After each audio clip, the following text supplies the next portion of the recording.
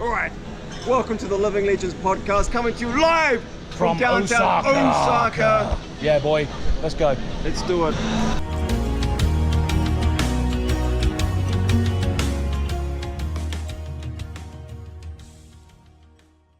Why the fuck is my camera so dark? My lights are on. It should be bright as fuck. I don't know why. I literally recorded a. Maybe I should unplug it. Plug it back in. We haven't super talked about spoiler cards like at all so far. So there's kind of everything except for the first batch that were like pre-revealed. Yep. So I don't know. How do we feel about just like talking about the Majestics? Because those are usually the splashiest cards. Yeah, can do. Yeah, Majestics, and then there was the legendary hat revealed, which I think is really sick in certain matchups. Yeah, Kabuto. Yeah, Kabuto of Imperial Authority. I think this card, again, in certain matchups, just goes so hard. Oh god, yeah. When you level it to level 40, it becomes Kabutops. And has like scythe arms. You have to do the fossil side quests and all that. I don't even remember how to do those. You have to get the fossils, then you have to take them somewhere. And well, it's a freebie. Yeah, you just get the fossils. You get the fossil for free from Mount Moon, and you just take the Cinnabar Island. But it depends on which one you get. There's the Dome fossil and the Helix fossil, but you only pick one. But you can still get Aerodactyl if you go into the science lab and get that fossil too. That's right. You can pick Aerodactyl regardless, but. Yeah, praise Lord Helix. I always try to get the Kabuto and Kabutops because it looks cooler than Ammonite and Amistar. But same, yeah. I always did that as well. Just don't send it out against a grass Pokemon because it's got like the 4x damage. Oh yeah, rock water. You'll get fucked. Yeah, yeah. Unfortunately, he gets mad demolished by that. They'll just do like an absorb or something and then like one shot you in full heal. Don't do that. Well, that's a good way to start the. That's a good way to start the podcast. What's your favorite Pokemon? It really is. But yeah, I mean, I was just so we're going off that thread quickly. I always used to build teams with Kabutops in it in the original Pokemon and Scyther because they were the only two Pokemon with like scythes for arms. And I absolutely that's your aesthetic. You just like I don't want fucking hands. No. Scythes for arms. Yeah. Literally. They need to look like praying mantis motherfuckers with their fucking Yeah, I used to have those. I used to have in the second load of Pokemon games. What were they? Gold and Silver, I think. Gold and Silver. Mm-hmm. Gold and Silver. Yeah, that's when. After that is when I stopped playing. All the original 250. I remember. You know, going all the way through that. Oh, bro, I got good times. Blue, red, yellow, leaf green, fire red. I got that. Gen 1, I can tell you everything. Same. Past that, it gets pretty sketchy. Yeah, it's pretty sketchy. Yeah, it's tough. I've played most of the Pokemon games like up to now. Me too. Yeah, me too. I think the only ones that I never played were like Black and White and then X, or no, I didn't play X and Y, but I played like every other Pokemon game. So my favorite Pokemon is tough because, you know, sometimes there are just really cool ones. Even things like I'm actually a big fan of Klefki because the design everybody like hates on it, but he's just chilling. He's just a key ring, dude. Just a key ring. Never heard of it. There's a Klefki. There's a Klefki. There's like a sword and a shield, like actual. Oh yeah. My favorite. Aegislash, yeah. My favorite recent one I like because it's so dumb that I find it really endearing, and that is the Dreepy the Dreepy line. Oh, so it's the Dragon Ghost, and then the third line is Dragapult, and he like shoots babies like tiny versions of himself out. Wow. He's stupid and I love it. His head is shaped like a B-52 bomber, like a stealth plane or whatever. Oh my god! I guess that's a different thing. I don't know anything about military history, but it's like a stealth plane, and it has little cannons, and the cannons are Dreepies, which is the first stage. So it actually has an ability, Dragon Darts, and the animation is shooting Dreepies at your opponent. It's sweet. God. I love it. It's a good one. I think they're running out of ideas. Those are my two favorite Pokemon types, Ghost and Dragon. And so I'm like, I love how stupid this thing is. It's my favorite. It's super dope. Yeah. But you know what else is super dope? The fact that we're here today. Welcome, everybody. Welcome back to the Living Legends podcast, your weekly flesh and blood podcast, where we talk about Pokemon and probably also maybe something else. We'll find out. Yeah. But I am going to be your host for today. My name is Bill. I'm from the Spike Feeders. And joining me, as always, are my two lovely co-hosts. Let's go alphabetically. I've decided. Let's start with Az. Kick it over to you. Yeah, it's going to be a fun one. Spoiler season's in full swing, so there's going to be a lot of spoilers that we go through today. We're going to focus on the spicier ones today because the podcast's going to be a little bit shorter than what it normally is, although average length, I would say. Average length, lovely old job. But yeah, so looking forward to it, and I'm looking forward to playing this as well because I'm going to be in Prague for 24 hours this weekend. So I've got a couple of events lined up which are going to be hunted, sealed. One I think is a full box event, and then one is just a sealed pool. So yeah, it should be fun. So I can't wait to have look into these cards more today. Hell yeah. I didn't want to interrupt you while you were talking about your plans, but the fact that you said a little bit shorter, but still average length, that was my nickname in high school. Kel, how's it going?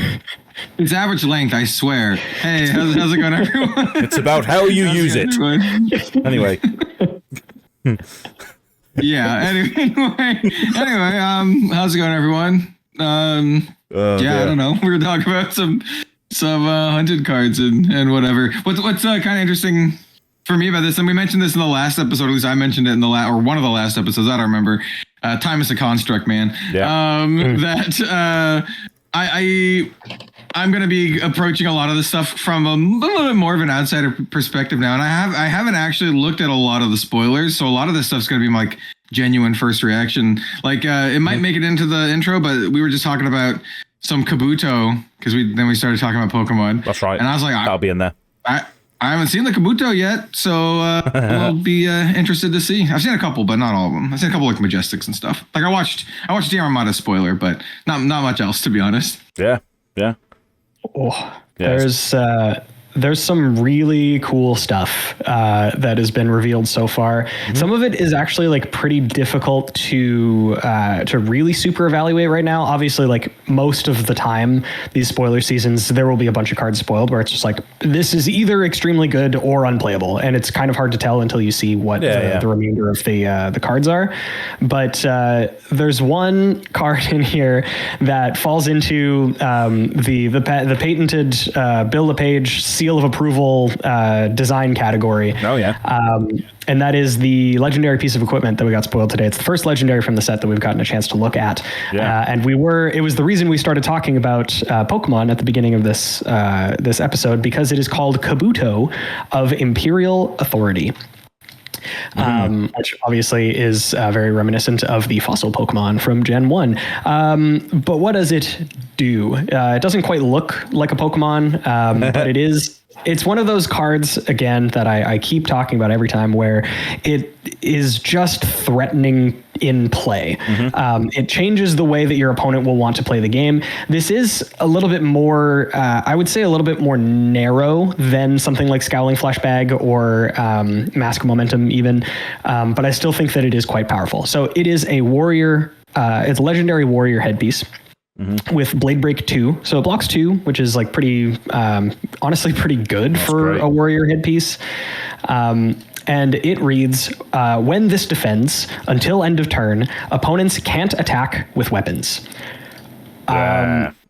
Interesting. So there are not a lot of situations. There's not a lot of matchups where, you'd look at this and say, okay, well, my Viserai opponent can't attack with his Reaping Blade this turn, or it's this doesn't do anything against Ranger, for example, because they never attack with a weapon. They can't.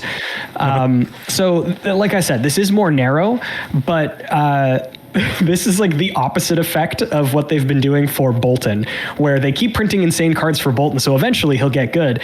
This kind of makes it.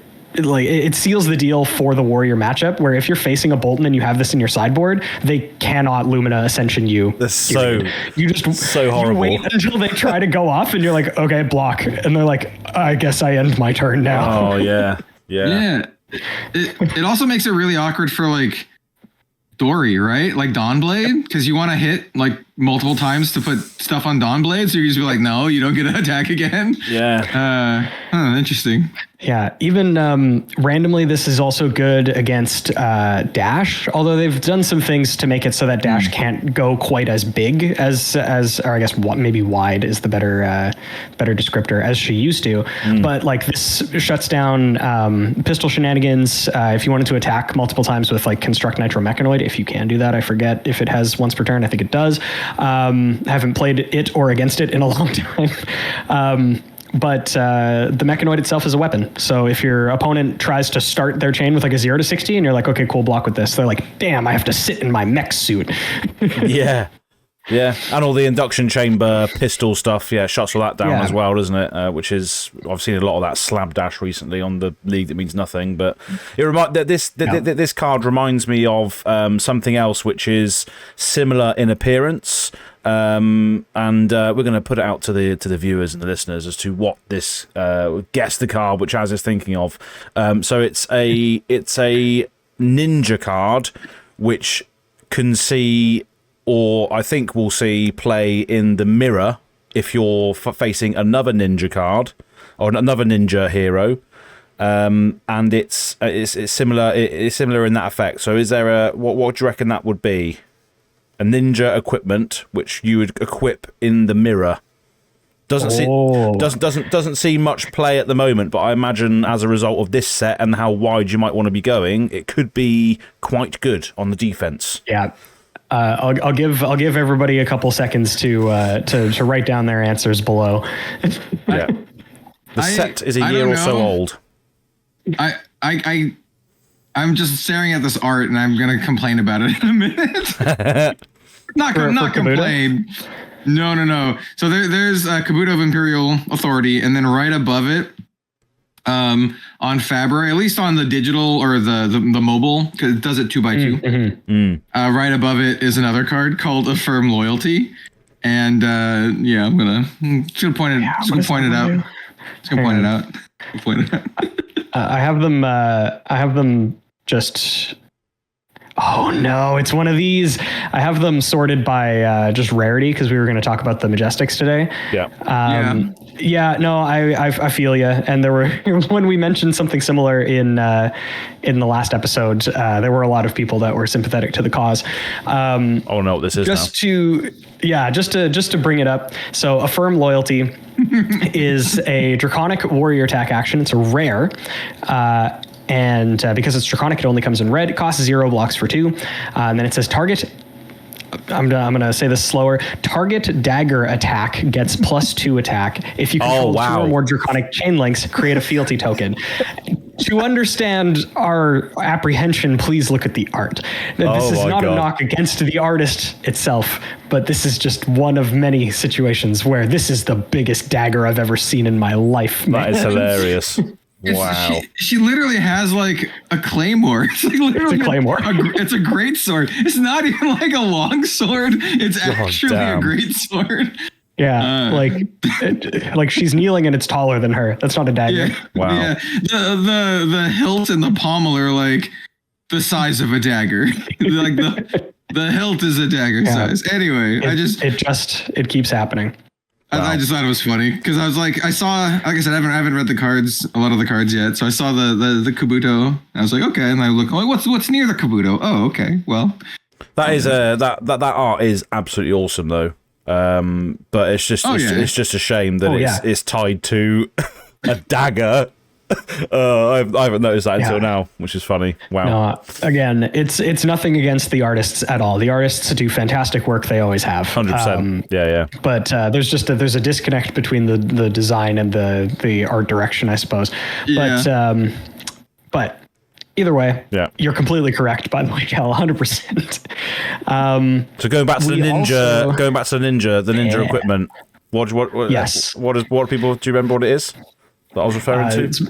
It's Blazing Your Roy. That's right. Yeah, that's right. Yeah. We're going to be going very wide with this set. So the fact that blocks for 5 at the chest level. Yep.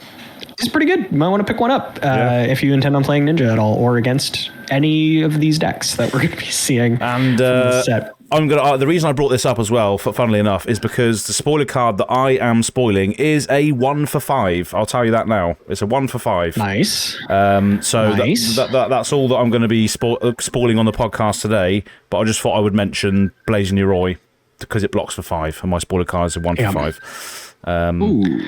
But yeah, Hell yeah. But yeah, so for other cards that I wanted to talk about today, I'm gonna, at least the way that this is ordered, I'm gonna talk about these in a little bit of a different order because I want to talk about this one first. So the next one here is actually the first, basically unconditional 0 for 4 that blocks for 3 and has go again that they've ever printed. Yeah. It's again essentially non-conditional. There is kind of a condition. It is a relatively easy condition, especially if you're not like drawing into it or whatever. But this one's called Oath of Loyalty. It is a draconic attack, so again, it only comes in red. Costs 0, attacks for 4, blocks for 3, has go again, as mentioned. And this says this may only be played if it's the first action of your turn. So this can only be played if it's the first thing that you are doing, which is like, again, you're starting your turn. You usually have all the cards in your hand that you're like looking to use, so you can kind of build your turn around that anyway. And the fact that this is a 0 cost with go again, it just fits in. It does have other text, and I think this other text is pretty crazy. When this is played until end of turn, you may only play cards that are draconic. Again, it's like kind of a downside, but also not really. Like you're gonna be wanting to do that anyway. In somebody like Fi, most of the stuff that you're playing is draconic anyway. Blaze Headlong and all that good stuff. 0 for 4, draconic. Like I was gonna say, you can Oath of Loyalty, Hedgehog, right? Yeah. Like it's the fact that this is a red, so that it turns on the other draconic stuff. It's a 0 for 4, which is great, and the fact that it's like effective on defense. I feel like if this was like 2 years ago, this would have 0 defense. And it may even be a 0 for 3. This feels pretty good. Yeah, but even if you look at the immediate cards that are on Fabrary below it, you got for the Drakai, for the Emperor, for the Realm, all of which are draconic actions that all of your heroes can use. And they do the thing where when it attacks, it also marks the thing, or gets you a Fealty token. A Fealty token as well. So they're great examples of what you would follow up with a turn that starts with something like that. So they're all pretty sick. Or you can just be playing Dromai and have a good old time. Yeah, I didn't think about that actually. Yeah, this card is just good. Draconic characters care about playing a red card, and like Blaze Headlong, you can't start your turn with a Blaze Headlong because it doesn't have go again unless you play another red card. This is the red card, and it's extremely good. I love this card.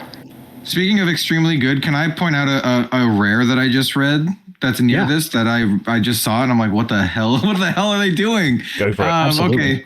So it's a card called Drop of Dragon Blood. It's a draconic instant. It costs 2. It's a legendary, so you can only have one of them in your deck because would be really dumb if you could run 3 of them.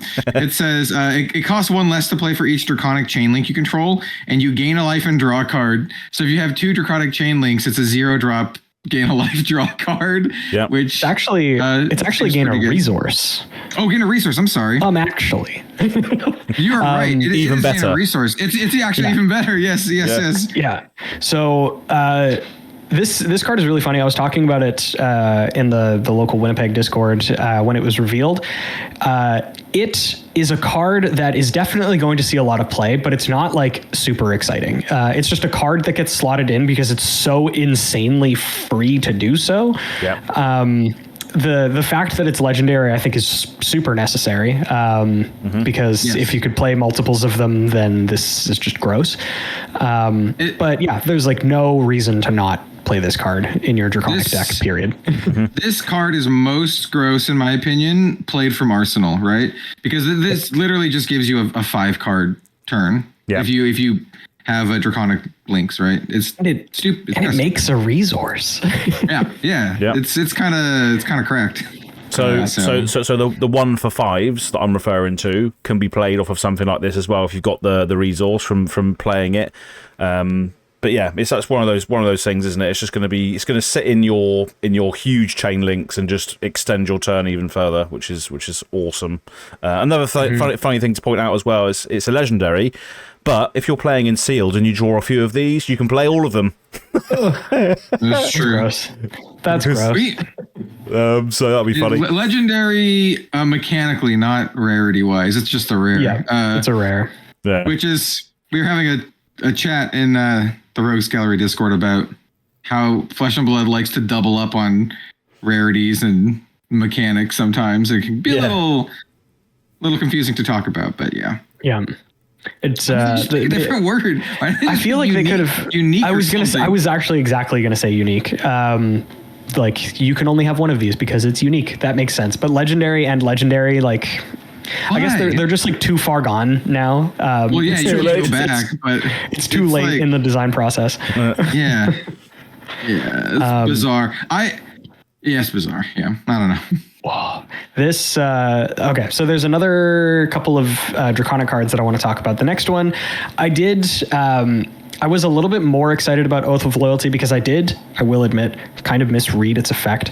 I thought that the secondary effect was until end of turn, the cards that you play are Draconic. Like it just turned everything Draconic. And I was like, oh, that's messed up. Like that's not fair. That's whatever. So it makes me sort of like less excited for the card that I wanted to talk about after. But I still think that this card is really interesting. This one's this one's just a ninja attack action. It's not Draconic or anything, but it does care about Draconic things. This is Devotion Never Dies. This is a majestic, comes in red, pitches or costs 1, attacks for 4, blocks for 2, has go again inherently. Already kind of cool. When this hits, if a Draconic attack was the last attack this combat chain, banish this. If you do, you may play it this turn. So if you had, again, this was Magical Christmas Land for a card that I misread. But if Oath of Loyalty made this Draconic, then you can just replay this for as many resources as you had, which would be kind of cool. But I mean, otherwise, it's Magical Christmas Land. However, the fealty tokens will turn things Draconic anyway. So most of the time, I think the decks are going to be constructed in a way where that's going to happen. Most of the time, that's where the power from it where it comes from. And if you look at something else, which is obviously we discussed in the previous podcast, the Art of the Dragon Blood, that is the one that turns all of your things Draconic, isn't it? No. Yes, I believe so. No, sorry, that's the one that reduces the cost of Draconic. I swear there's something else that does that. Yeah, I thought there was too. That's why I kind of got excited about this card. But yeah, Fealty will do that anyway, so I'm sure there was something there that we've missed, but yeah, it's pretty sick. And even then, like, this is a 1 for 4 with Go Again, which is not the best stat line. Obviously, you'd prefer a 0 for 4 with Go Again, but as we were saying with Oath of Loyalty, like, that is a primo stat line. I prefer that this has 4 because then it's an awkward block. Yes. Like that's the break point that you want. It does have to hit for its effect to go off, but if your opponent throws a bunch of stuff in front of this and then you're able to just do some other stuff. Yep. Sure. I mean, seeing cards like this and seeing cards that can turn cards into Draconic makes me think that the Blood of the Drakai Fabled is going to maybe get to be actually good now. Yeah, this could discount it 3 times. 3 times, because I think it adds 4 by pitching for a red and then reducing the next 3 Draconic things or something. Yes, so you could like pitch to play this, and if this is Draconic, then it would reduce the next time you play it from banish, which is kind of wild. Yeah. This also makes Masculine Momentum math really awkward. When this hits, if a Draconic attack was the last attack of this combat chain, banish this. If you do, you may play it this turn. Does that mean if you can make this Draconic multiple times, then you can just keep playing it over and over as long as it hits? As far as I'm aware, yeah. Because when you play it again, it's no longer banished. It's now on the chain, in which case when it hits, you can banish it if the last... If the last attack is combat chain. Yeah, maybe. Or since you banished it, does there no combat chain exist? I think it still counts as a Draconic chain link. I think so. It's a bit weird. Wait. Well, it just says you may play it this turn, so it doesn't have to be the next one. So you can kind of weave in other stuff too, right? Yeah, you can weave it. But yeah, I think it's a really interesting card. if you can effectively weave this in, this also makes Mask of Momentum math a little bit weird. Like, I don't know. It just feels like it's going to be an all right card. At the very bare minimum, I think this card's going to be all right. I just read another card that just combos well with it too. So I'm just like, bro, it's like the perfect combo. It's almost like they made it together. You'll probably talk about the card in a minute. So I don't. They made a combination of cards. Oh my god! Set. You want about Ignite? Yeah, which one is it? Yeah. Go for it. Yeah, so Ignite is a 0/2 Draconic Ninja attack action, blocks for 2. When this attacks, the next Draconic card you play or activate this combat chain costs 1 less to play or activate. So, if you can make the Devotion Never Dies into Draconic, it like combos with itself like together. Like it seems pretty good. Yeah, I don't know. Also, the art is by Mario Uebisono, and I've mentioned him before, but he did art for like Legend of the Five Rings and stuff. So it's always cool to see him pop up. Yeah, it's great. It's funny that one because that is the art I've used on the thumbnail as well for this episode. Sweet. Good taste. I had to crop that image out because I think it was Yui that spoiled this card. But she also had the full art version as well, which looks absolutely sick. By the way, nice. I'm not sure if I can pull it up actually for the viewers to see, but I'm flashing up the cards in real time. But yeah, that's a good one too for sure. Nice. Yeah, that one's super interesting. It's unfortunate.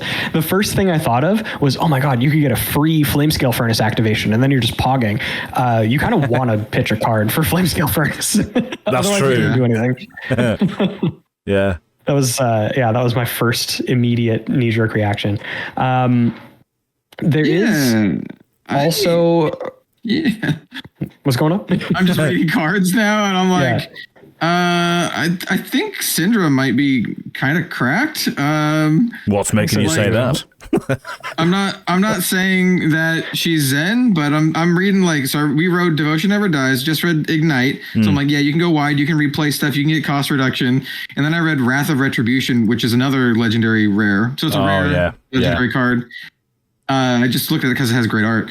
It's a 3 cost attack. It's an attack too? I thought it was just a non-attack. Okay. It's a 3 cost attack. Draconic Ninja attack action. Blocks 3, attacks for 3. It costs 3, but it costs 1 less to play for each Draconic chain link you control. Yeah. And then when it attacks, your daggers get +1 and cost 1 less to activate this combat chain. So for the whole combat chain, all your daggers now get +1 and cost 1 less, and that has go again. And then I was like, okay, well, are her daggers Draconic? And then I scroll up and say, look at the kunai. It is Draconic. Yep. So you get all that Draconic synergy if it's if a Draconic attack is the last attack, and then I'll get +2. So I'm just like, she's gonna attack you 8 times, and it's gonna be hell. It's gonna be it works. The daggers are gonna be free and attacking for 2, and then you can ignite for free, and then cost reduce, and then punch them with devotion and play devotion again and dagger attack. I don't know. It's gonna be stupid. Yeah, it's brilliant because this works in at the beginning of the turn as well, so you can play this straight away. If you want to pay a blue for it, it just buffs up your daggers from the very start. Or you can wait till you've played the Draconic Chain Links, then pay it for free, and then potentially get some more value off the daggers and what have you. So it's good in both aspects of your chain link, whether you want to start with it or put it in the middle somewhere. And it blocks for 3 as well. So if you want to block with it, you can. It's just very, very good. Yeah. Can see why it's legendary, but not in sealed. I think they realize how disgusting all the things are, because I just read Syndra again, and she's also gross with this stuff, right? Yep. Because she makes it so you get your daggers back, because the daggers get destroyed, but then you can re-equip 2 daggers for 3, but then it's cost reduction by the number of Draconic Chain Links. If you're doing this whole thing, then it's 0. You get the daggers back. Yeah. And they cost less to play. So anyway, just Syndra seems good. I don't know. It's equip up to 2. That's crazy. You get 2 daggers back. Yeah. Anyone else with me thinking Syndra is cracked? I don't know. I think they just keep printing ninjas that do too many things. Channel Lake Frigid. Yeah. Oh god. Yeah. I mean, Channel Lake Frigid would be very good against everything that I'm saying. Oh, yeah. Now instead of all of their stuff costing 0, it all costs 1. It all makes it fair. And they're playing Draconic, so they usually only have reds. But yeah, like if you were able to get the full cost reduce and then attack with both daggers after playing that card, it's kind of and this is not actual card evaluation. Don't do this at home, kids. But it's kind of a 0 for 7. Yeah. Do this at home, kids. Do it at home. Do it. But yeah, there is also another one, a very, very exciting Draconic card that some people I saw talking about it were saying it's the new, like, when people talk about the red defense reactions, this is now apparently in its echelons. Yes. Or in their echelons. So move over, sink below, move over, fate foreseen. We've got Loyalty Beyond the Grave.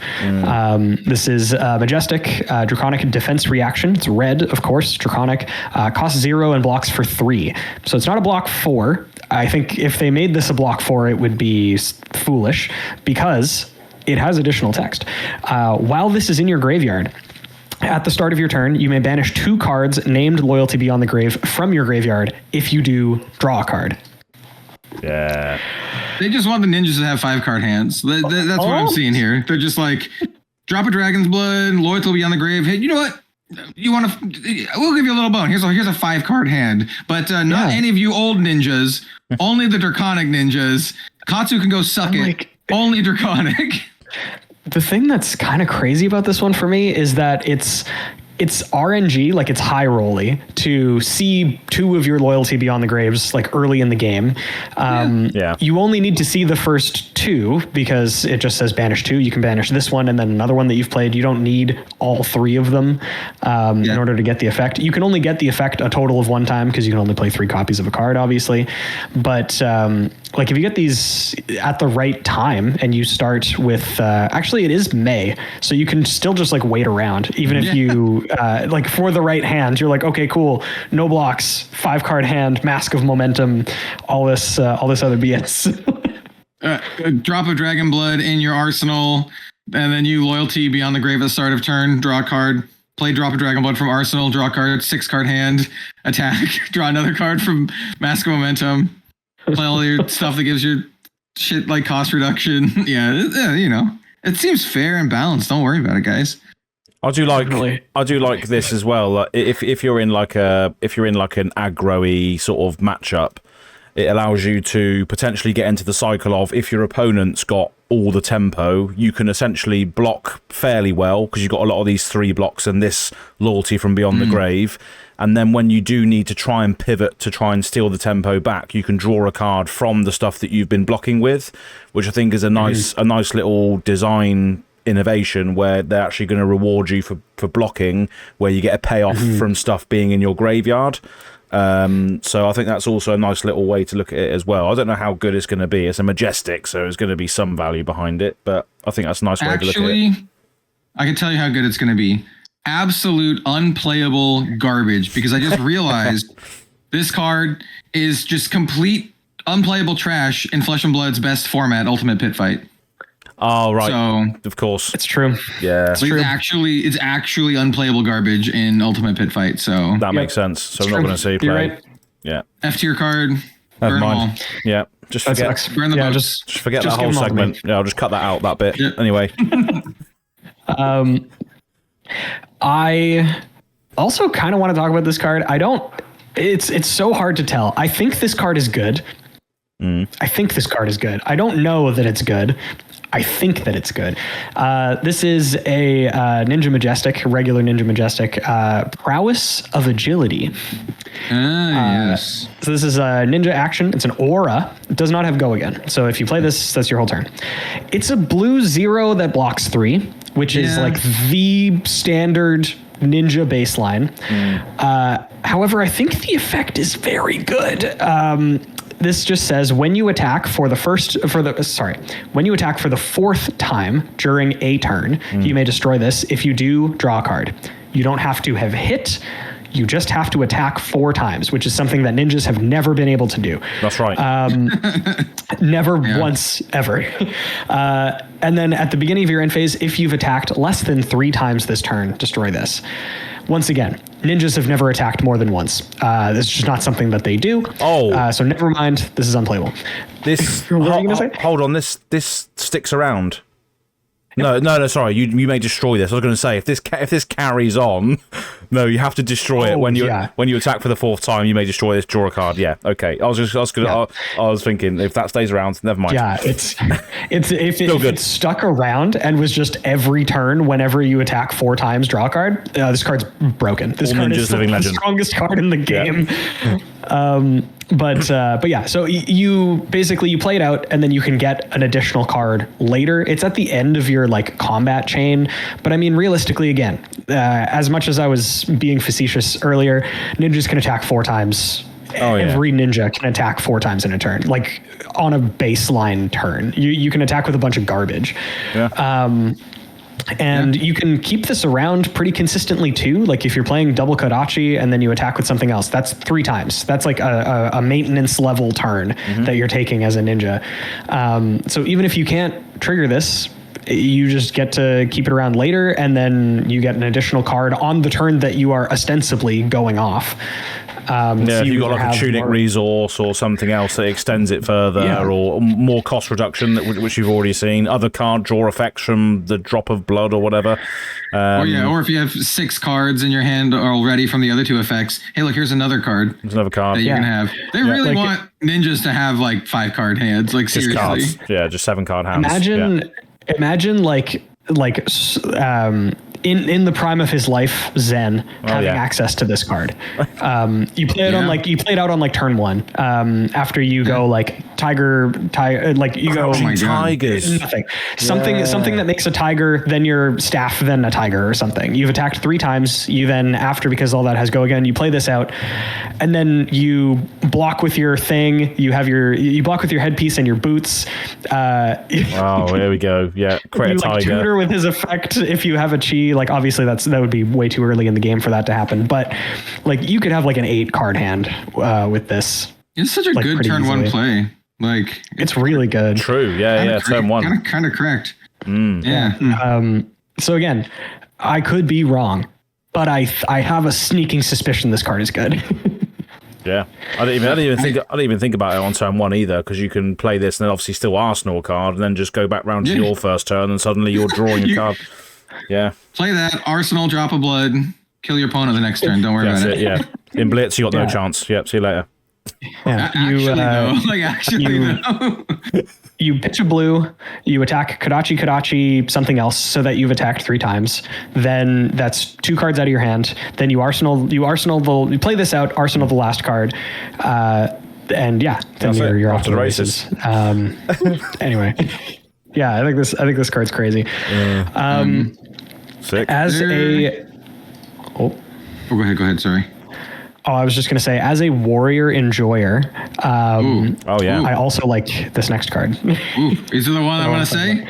It's potentially the one that you're going to say. Is it a 0 cost +4? It's a 0 cost plus question mark that gives go again.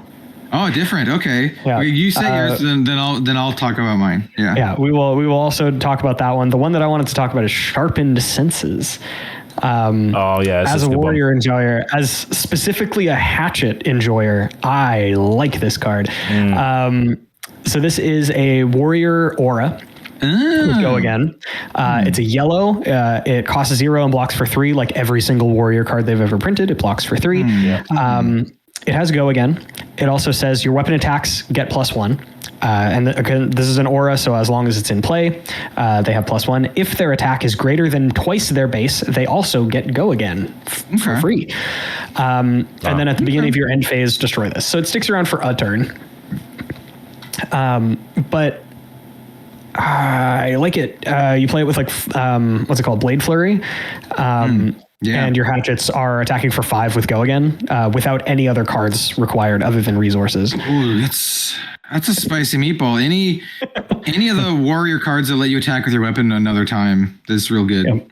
Yeah. There's a lot of dagger ones as well, which allow you to do that in this set as well. You can attack with things multiple times. So that is definitely very good. I think it's really good for Dorinthia, right? Because it just gives you your thing go again for the turn, and if you can just keep giving it additional attacks like Twinning Blade or whatever, you can just be like, I hit you. Like, it seems really good. Yeah. You don't have to worry about giving it go again because it will usually have twice its base. I mean, you just need to get another +2, right, for Dawnblade, and that's easy. Any other thing you have will do it. Yeah, I like the route they're going down with the twice their base thing, because warriors do care about their weapons being buffed. So it's one thing buffing your weapon to do the thing, but also trying to give it go again is also quite difficult sometimes. So the fact that they're tacking that onto to one card is pretty good. Similar to how Unsheathed did the same sort of thing. You know, the Kasai art, which said if it gets +3 and if it's double their base, then they can get go again as well. So it's nice to see them do more effects like that. Yeah, I'm just looking at cards nearby, like they printed. So I think we talked about it before, about like Jagged Edge. A weapon attack is +3, and then damage can't be prevented. Yeah. So you just go Sharpened Senses, Dawnblade for 4, Attack React, Jagged Edge for another 3. Now it has go again, and you need some other way to make it, Twinning Blade or something. But it's very funny too, because you could play this out and then attack with your Dawnblade, and if it doesn't have any counters on it, it's just coming in for 4. And in most other cases, you'd be like, oh, does the Dorinthia player have like a trick or whatever? But with this, it's like, why would you play this out if you don't also have a trick to give it go again? It's a little telegraphed, but I still think this card's really good. I think it's good with I don't know much about the actual, like the current state of the Bolton deck. I think this might even be considered in Bolton. This is like an off-turn thing, but it allows you to keep, like, it's an off-turn thing that allows you to keep cards in your soul instead of banishing them to give your sabers go again. So it's like you can have a mid-range turn, and it's a yellow, so it just kind of builds in there. I don't know how tight the list is, but I could see it. It makes sense as well, because the individual that spawned this card was Roger Bodie, and you've played against Roger. You've played against Roger's Bolton deck, haven't you? I have. I got absolutely rolled and smoked by it. So shout out to Roger as well. The M&R cast finished, and he started his own little venture called Roger That. So go and subscribe to that if you haven't done so already. You probably have though, but that's a sick card. Really like that. Good stuff. What else we got? Oh, have I frozen? Have I frozen?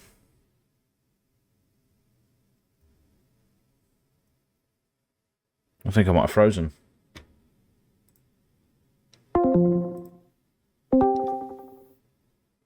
Am I back? What is going on? Okay. I think we're all back now. Okay. What the hell just happened? I don't know what just happened. I don't know, but I'm still recording.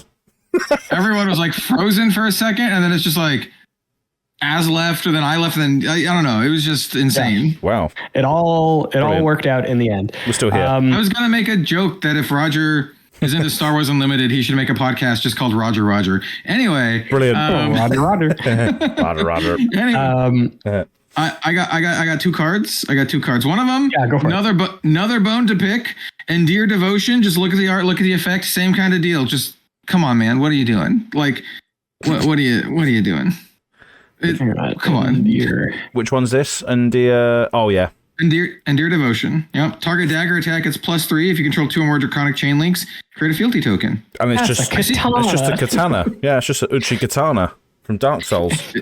It's another sword where the hilt is about the same size as a full dagger. That's hilarious. Wow. So anyway, just point that out. Let's talk about a card that's effect that I actually want to talk about. So this card I think will be hilarious when it kills someone, because I think it could just kill someone out of nowhere. It's Hunt's End. Oh yeah, it's a banger. Yeah. 0-drop Draconic Warrior attack reaction, blocks for 3. It's a red pitch. It's majestic. You can only play this if you control 3 or more fealty tokens. However, target dagger attack gets +4. Disgusting. 0 + 4. I mean, you have to have the 3 fealty tokens, but man, just I attack you with my dagger okay, I'll take one. Huntsend, you take 13? Like, yeah. Yeah, this, I don't know, seems good. I mean, just a 0 for 4 in general seems pretty good, so. Yeah, that's obviously one of the Fang payoffs we were thinking about was, when we were talking about him to begin with, like whenever you hit a marked hero, create a fealty. What does fealty mean? Yep. Oh yeah, okay, Hunt's End.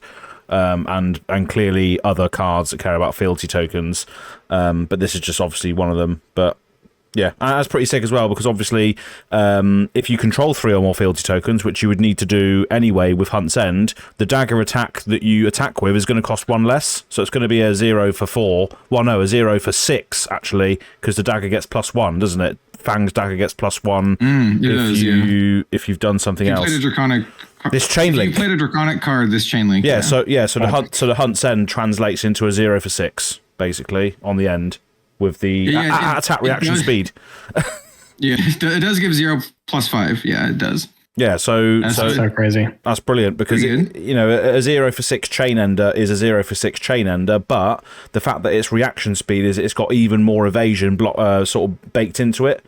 So so it is a very, very good card. So yeah, definitely worth pointing out. I'm just flashing up Obsidian Firebane as well. And there is another card that works really well with this too. We talked about before. I think it's been spoiled for a while. The Long Whisker Loyalty. Oh yeah. The 0-drop Draconic Warrior attack reaction. It says for each Draconic chain that you control, choose one. You can give a dagger +2.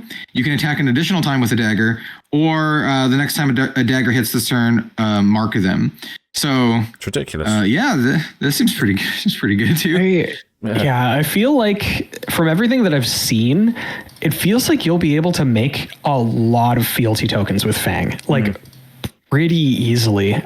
His effect to make one isn't once per turn. It is just whenever you hit a marked hero. Yep. And I'm pretty sure hang on, I have to refresh my memory of that. Do marks get like consumed on hit? They do, yeah. When you are marked until an opponent hits you. Okay. Yeah. So you would have to remark them. So that is like that was my own misremembering, but I do feel like as long as you have enough like mark generation, you'll be able to make fealty tokens really easily, and as well they stick around as long as you're just doing the thing that the deck wants you to do. If you make a fealty token, or if you attack with a draconic card, or I think it's just play a draconic card, they just don't leave. So you can stack them up. You don't need to necessarily use them unless it really messes up your turn to not. So yeah, exactly. And we have seen a lot of the class specific mark the hero mechanics now as well. So for Fang, for instance, there's a card called Sworn Vengeance, a 0 cost, block 3, red pitch, becomes in all pitches, but it says your next dagger attack gets +3, 2, or 1, and when this hits a hero, mark them, go again. That's Fang's, generic. If I hit you with a dagger, I'm going to mark you and then get a fealty token, basically. That's pretty cool. There's some actual just generic stuff too. I was looking at Exposed, which is just a common blue card. Yep. That's an attack reaction that it says, if you are marked, you can't play this. Then it just says target attack is +1, and then you mark the defending hero. Yep. Like there's no stipulations, you just mark them, period. Yeah, and then the draconic actions that we spoke about earlier for the Drakai, for the Emperor, for the Realm, was just when this attacks a marked hero. Oh no, that's fealty. So it doesn't mark them, but they get fealty again.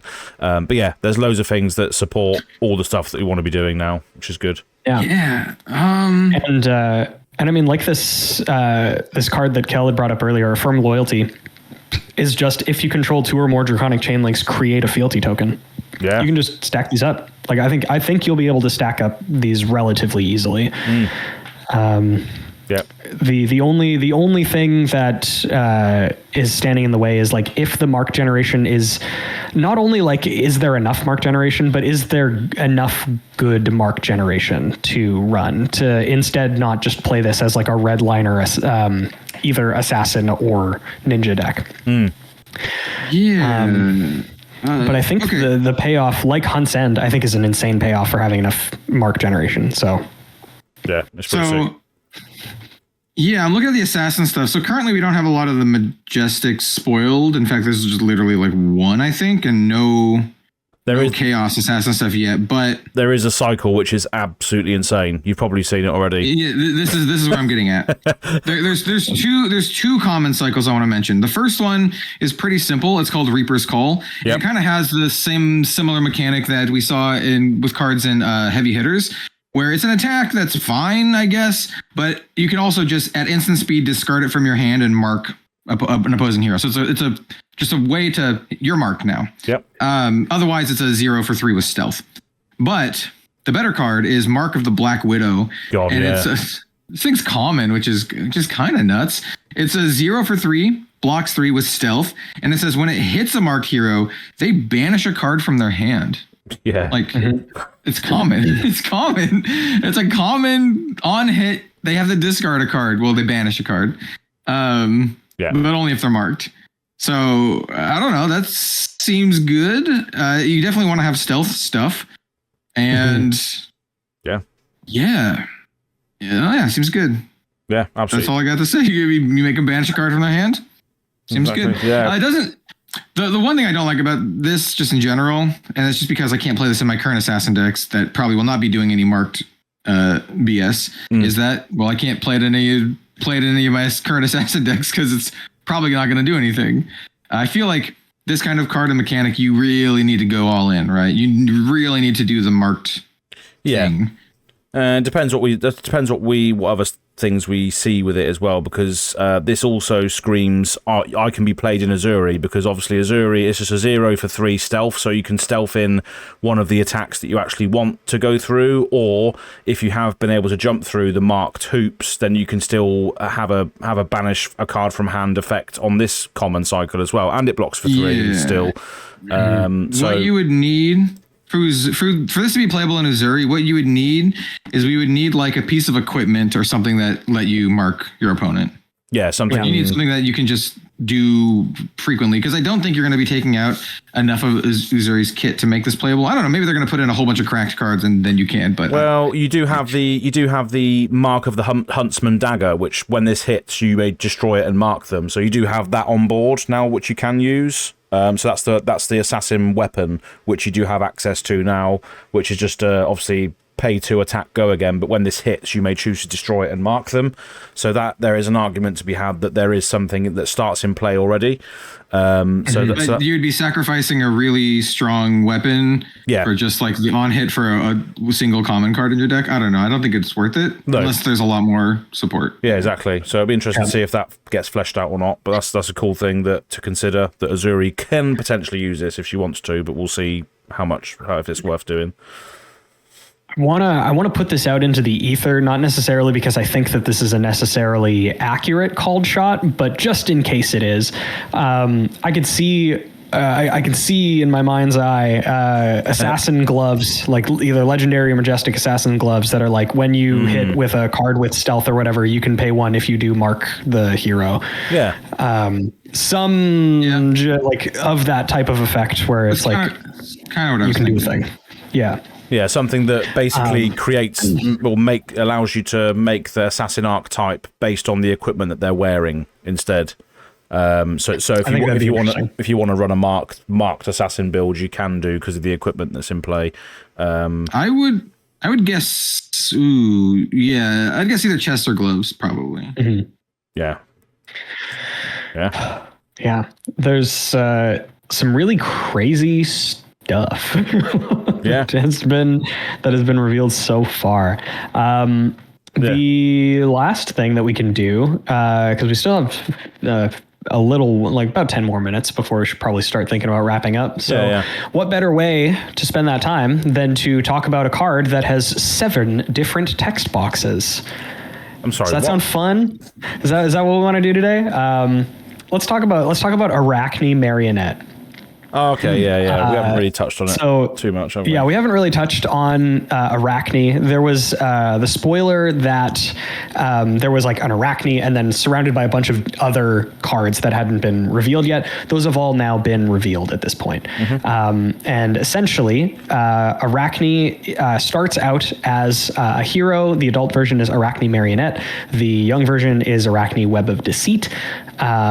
They have 4 intellect and 20 health at young, 40 health at adult, and say your attacks with stealth that are attacking a marked hero get +1, and when this hits, this gets go again. So pretty standard Arachni effect, honestly, and I think we had seen that previously, potentially. And then it also they also have, at the beginning of your end phase, if an opponent is marked, you become a random agent of chaos. And this is a whole, like, this is RNG fiesta, baby. Let's go. This is, we got Hearthstone in Flesh and Blood in 2025. So essentially what this is in, I don't know if it doesn't take up your sideboard. It's just from outside the game, you have a stack of token rarity alternate heroes that are your brood. And there's 6 of them, and they all have weird effects. I have an idea for the podcast. There's 6 cards and 3 of us. So how about we each read 2? We can also alternate. Wow, that's a great idea. I love that. Let's go. All right. I'll kick us off. But yeah, so these are all demi heroes. So similar to Mekhlavasin and Blasphemet, the Levia legendary. But again, these are all token rarity. So you can get them. You're supposed to be able to have them just regardless. You could get your tournament organizer to print these out if you wanted to play this and you didn't have them. So we're starting with these are all numbered. Sorry, the other main mechanic of this is they're all numbered in the top left from 1 to 6. And what happens when you become an Agent of Chaos is you roll a d6, and then whatever the result is, you become the corresponding Agent of Chaos. Yep. So if you were to roll a 1, you would become Arachni Black Widow. Your life total doesn't change when you become an Agent of Chaos or when you revert back to main form Arachni. So all of the healths for these ones are star. None of them have different intellects either, so they're all 4. Arachni Black Widow says, once per turn attack reaction, discard an assassin card. Target assassin attack gets +3. If it has stealth, it gets, when this hits a hero, they banish a card from their hand. Yeah. We were kind of just talking about that effect. This is on a hero ability. It's RNG, but if you hit this, it's pretty good. It's really good. And then, that's the whole effect. And then all of these will also have, at the beginning of your end phase, return to the brood, which is all bolded, and it just means revert back to base form Arachni. So every other turn, you will be regular Arachni, and then every other turn, you will be one of the Agents of Chaos. So for the next one, let's go reverse alphabetical. Let's kick it into an Agent of Chaos mode. Kel, cool. Please tell us the next one. So number 2, Arachni. We should have rolled a dice, shouldn't we? We should have rolled a dice for this, but never mind. Yeah, that's fine. Sorry, carry on. This is Arachni Funnel Web. This is number 2. Once per turn attack reaction, very similar to the other one. Discard an assassin card. Target assassin attack gets +3. If it has stealth, it gains, when this hits a hero, banish a card in their arsenal. So this one, instead of from hand, kind of threatens their arsenal, similar to a Command and Conquer type effect. And then it has the same returning to the brood effect. So I think these last 2 are some of the ones that I would like to see most often, but we'll talk about all of them. So how about Az, you up next? Yep, so I've got the one that I can't pronounce. Brilliant. Cheers for that. Stitch me right up there. Let's go reverse alphabetical. So Al's going to have the Grafni Chilisari one again. So I think the Grafni chili salsa. Absolute Grafni chili sauce. That's what we're going to call it. The Grafni chili sauce. I believe not to English major on you. I believe it is Graphene Chelicerae. And that's the plural of Graphene Chelicera. I could be wrong on that second one. I don't know about that one, but it's not graphene. Not graphene chili salsa. Graphene chili salsa is pretty good. Graffiti chili salsa. Wow. Anyway, amazing. So yeah, this allows you to activate your graphene. Whatever it is, cost you 1 less to activate while you're this hero, basically. And as a once per turn instant, you can discard an assassin card to equip that aforementioned token, and your next attack with stealth this turn gets +3. That's pretty good, actually. Yeah. Because the chili salsa, what it is, it's a 1 damage dagger, 1 damage 1 damage, 1 attack dagger with stealth. So the dagger with stealth, which is pretty sweet, and it just attacks for 1, like just once per turn, attacks for 1. 1 resource, and when it says when it hits a marked hero, this gets go again. So with the Orb-Weaver, it attacks for 4 immediately, and you can just pay 1. Or you discard a card, you equip it, and it attacks for free for 4, which is like not too bad. Yeah, it's pretty sick. Yeah, and it's just a way of recurring, just creating daggers. So if you manage to sort of go through all of your daggers for whatever reason as an assassin, if you roll into this, you can essentially just create them again if you need to, which is quite cool. Yeah, you mentioned Mark the Huntsman earlier. Mark the Huntsman destroys itself to mark your opponent. So yeah, it does work. Like assassins love playing flick knives. Exactly. So you'll pretty much always be in a situation where it's like, oh well, I turned into this. Does she equip? No, they don't equip right when you transform, which is great because then you can like flick knives and then once per turn instant do this to remake your dagger, and that also kind of refreshes your attack in that dagger slot at least, which I think is really neat. There is one card that I wanted to bring up. Where is it? There's an attack reaction that looks to be like you're only supposed to be able to get the benefit of one side at a time. For some reason, you're talking about the Tarantula Toxin? Yes. Yeah. For some reason, I can't find it on the thing as I'm going, but off the top of my head, it is target attack. Oh yeah, go for it. I was gonna say you can guess. Yeah, it's a 0 cost attack reaction. Choose one or both. So I think it's what Bill was kind of getting at. You can give a dagger +3, or you can give a card defending an attack with stealth -3 until end of turn. So vile, that card.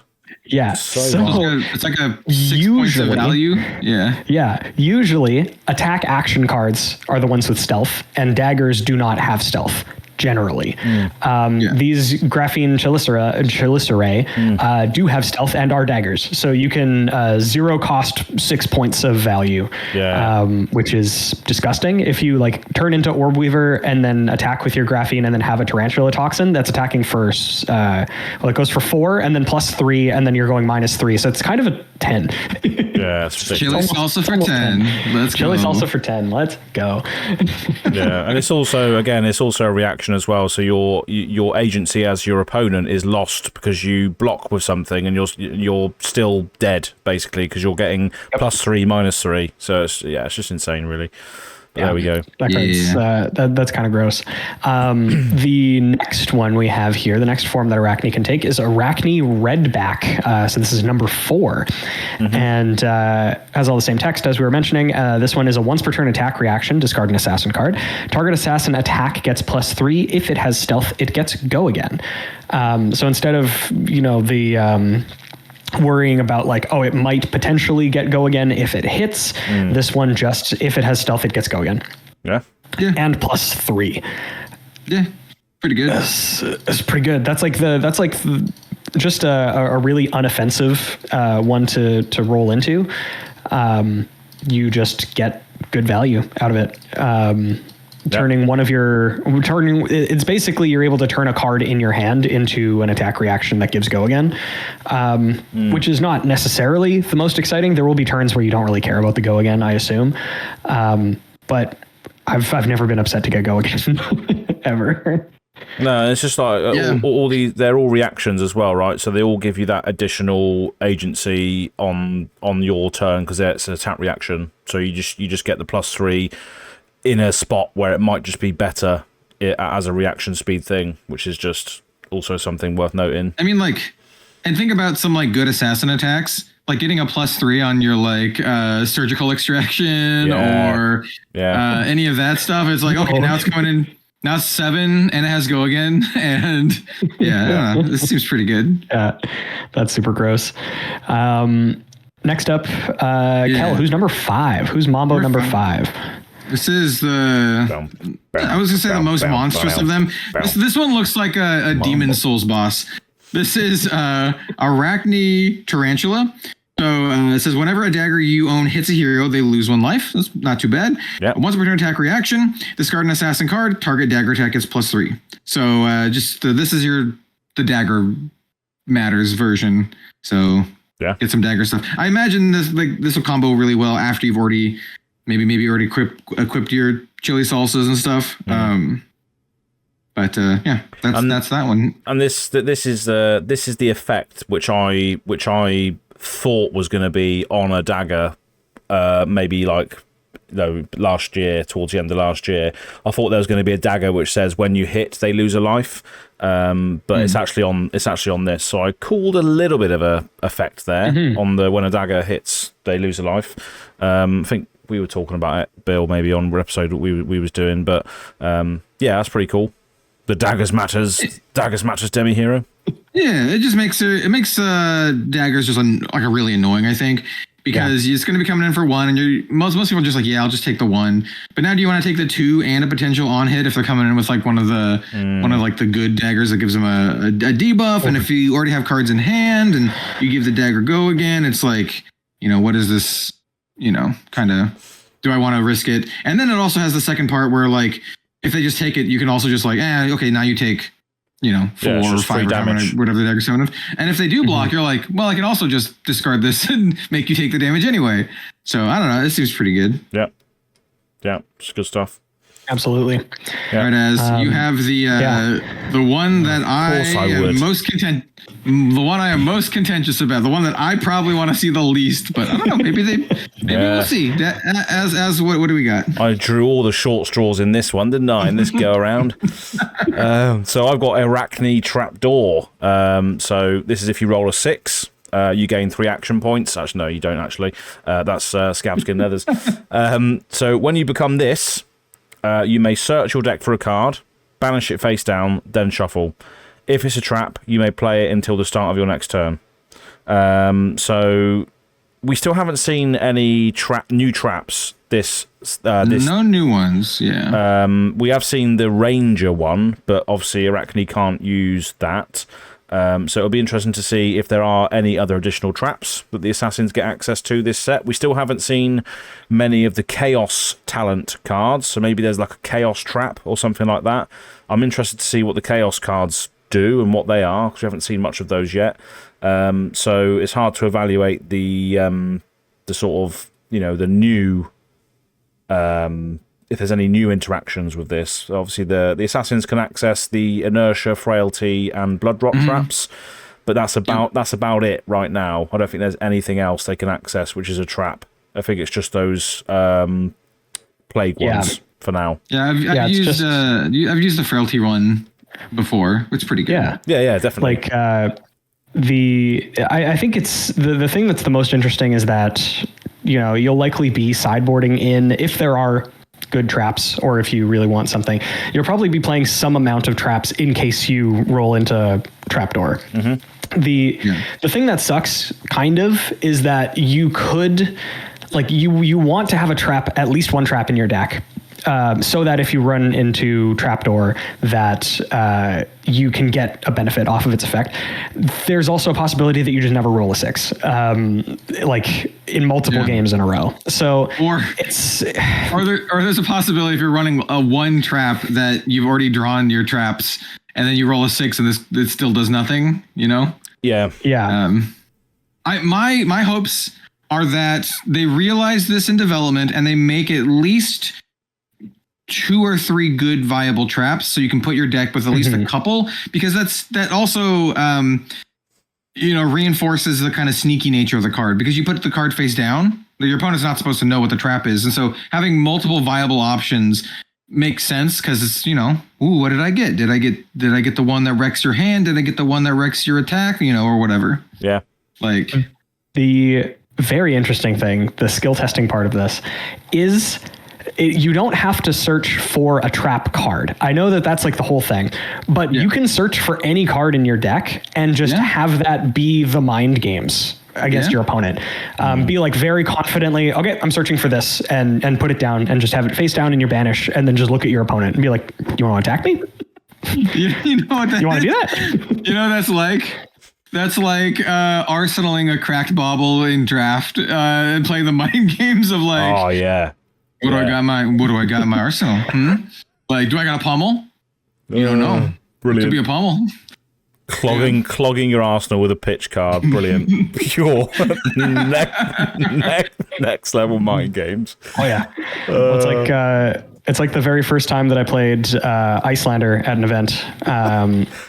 It has been a long time since I got to play her. You may play blue non-attack action cards. Yeah, so I arsenaled a red non-attack action one time, and then just was not able to take enough tempo back from my opponent to keep any amount of cards in my hand. Oh no! So I was just stuck with a red in my arsenal for the rest of the game. It was great. Brilliant. Yeah, I've done the thing where I've arsenaled like an attack reaction or a defense reaction. That's the worst. And then your opponent just never attacks you, so you can't play your stupid defense reaction that's just stuck in there, and you're like, that was a mistake. I feel awful now. Yeah, I mean, it is a strange piece of text as well, because if there is something that says in Assassin or Chaos Assassin where you can play something from your banished zone, you can actually play something with this because you banish it face down. So if you can then play out of your banish, you can actually play that card, but it's that interaction is so random. Like, you roll into Arachni, you go and get a card that can be played from banished zone. That doesn't seem like that's what it wants to do. It wants to play the trap, so it makes sense that there's going to be more traps, or should be more traps at least. What would be the coolest is they've already shown that they're very liberally using the legendary keyword in this set. So it would be cool to have like a cycle of like 6 legendary traps or something that all do something very specific but pretty good in that one situation, and then like being able to like go tutor for your one-ofs. I think that would be really cool. Like that's a kind of a cool little toolbox thing that I think would be fun. Yeah. Well, I just posted a jump scare in our Discord chat for Az. Collapsing trap is the one that gets me. I've had my hand destroyed by that stupid card. Yeah. See, for context, I posted Buzzsaw Trap. That's right, yeah. So Collapsing Trap is one that scares Kel, because obviously he loves playing many cards and going very, very, very wide with lots of go again, whereas I like to buff one big card and chuck it at my opponent, and that really hurts me when I've buffed it and it just takes it all away. Yeah, see, that was... I don't care about Buzzsaw Trap. My attack's already coming in for 6. Like, I don't even care. It's just base 6, so whatever. Yeah.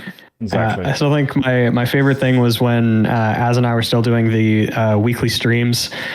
Oh yeah. He came in with like a mega buff to red in the ledger. It was like for 12 or 13 or something. And I went, I looked at my hand, I looked at the attack, and I'm like, okay, are you sure? And he goes, yeah. I'm like, okay, I'd like to block with Crown of Providence for 2. And he's like, okay, sure. And I'm like, and I have a reaction, Buzzsaw Trap. And he's like, so you're blocking for 5? I'm like, I'm blocking exactly for 5. Yeah, it stopped everything. Yeah. and you get a little card swap. Ooh. Yeah. It was a good time. That is on the archives of Go Again Gaming somewhere. It does exist on there still. It was the Azalea Ringer series, so yeah, it's on there. I think it would be the Azalea versus Riptide game, so go and check it out if you have the time. But there we go. Yeah. That was a real good one. Yeah. Anyway, so that will be all the time we have for this week. Yeah. But that was a really good chat. Thank you very much for joining me and for being here. That is you, the listener, as well as my co-hosts. Let's just do one final round the table just to sign off to make sure everybody knows who everybody is. Once again, I'm Bill from the Spike Feeders. You can find me on social media, usually at BillTSF or on Blue Sky, bill.spikefeeders.com. And I do mostly Magic the Gathering content, but I also talk about Flesh and Blood. I am still here for the most part. Yeah, kind of. And once again, let's go back to alphabetical. Kick it back over to Az. It's just where can people find you? This is all over the place. This podcast. I just don't know where I am. Chaos. Don't know my ass from my elbow. But yeah, so I'm Az from Go Again Gaming, Go Again Gaming AZ on Twitter, and then goagaingaming.com on Blue Sky. I do have a spoiler card coming out on Friday at 8 a.m. in the morning UK time. So yeah, that was a fun one to film. It's just basically I won't spoil it. It's just me getting on it and drinking stuff. You know, that's just me. That's what a spoiler video entails. 18 plus. Watch at your own risk. How is this different than any of your other like videos, man? Exactly. And yeah, so the main content I do is the League That Means Nothing at the moment, so it's like CC gameplay content for Fab. But yeah, enjoying it at the moment. So go over there if you want. That's it. Yeah, and last but certainly not least, we also have Kel. Hey, hello, I'm Kel, also known as Red Zone Rogue. You can find me everywhere at Red Zone Rogue. And yeah, I make TCG content. I recently put out a couple more generic TCG industry type stuff. I recently put out a video that's some of the top 20 TCGs that I'm keeping my eye on in 2025. So if you just kind of want to get a look at the games and the TCGs that I'm interested in 2025, you can go check that video out. I talk about a myriad of games, a lot of which you may have not even heard of before. Did you know that they're making a Godzilla card game in 2025? If you didn't, hey, go check out the video and we'll talk about that and a lot of other stuff. So yeah. Yeah. Yeah. Been posting a lot about Gundam card game. Those videos are doing very well too. So if you want some Gundam stuff, nice. go do that too. Anyway. Yeah. Anyway, that'll do it for us. Thank you once again for hanging out and for staying here to the end. As a way to encourage engagement, which of the Arachnis is your favorite? Actually, no, I've already changed my mind. What is your favorite spider? And if you're afraid of spiders, that is a valid answer as well. Favorite spider? Mine are the teensy tiny little jumping spiders. I know they sound creepy, but then you see the little videos of them and they dance and they got their arms like this. It's great. Yeah. Mine would be the funnel web spiders. I was going to say that as well. Cool. Okay, you can. No. Sorry. I'll take. Okay. No, yeah. Go ahead. Mine is. Funnily enough, it's the Goliath bird-eating spider. That one, just because it's massive. Yeah, it's massive. All right, that's fair. There we go. Yeah. Yeah. So, anyway, what's your favorite spider? Yeah. What's your favorite spider? Comment down below. Stay well. Stay safe. Catch y'all later. See you later. Yeah. Goliath birdie is an absolute beast. I was gonna say something really gross, like you can just boil it and eat it like a lobster. Yeah, we can leave that in.